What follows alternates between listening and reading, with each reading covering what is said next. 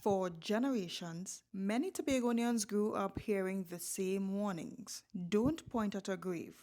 Don't live near the dead. But mother and daughter, Diane Devines Emtage and Kiefer Devines, have spent the last 2 years dismantling that fear by opening their funeral home Divine Solace in Roxborough.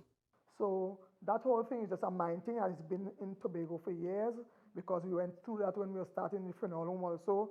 A lot of personnel in the neighborhood was coming to us and to others and bringing up their concerns about spirit will be walking and boxing people in the neighborhood.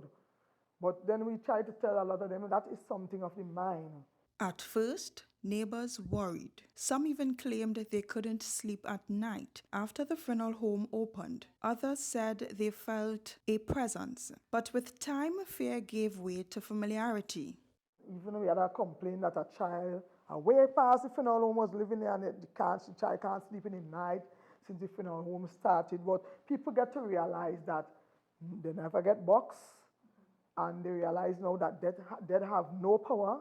Kifa and her mother had no experience in the industry, just a few imported caskets and courage. Soon after, with training and a dream to change how saying those final farewells are done on the island, they carved a new path.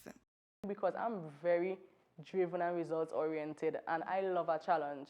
So for me, that was a challenge. I always said to myself, Kifa, one day, Divine Solace would be on the tip of everyone's tongue. And 2 years in, that's exactly where we are. And they have kept their promise. Rich or poor, every send-off must be beautiful. Some people I come and they definitely have no financial help to put away their loved one. We reach out and say, Lord, we put away a loved one for you. And the standard remains the same. You come into the funeral, cannot watch and say, the family now no money to bury their loved one. No. Now, 2.5 years later, they have opened a second office in Scarborough. For Diane, the mission to give families dignity in death started years ago, after she had a painful experience burying her own father. I make sure give them strict instruction not to remove his mustache.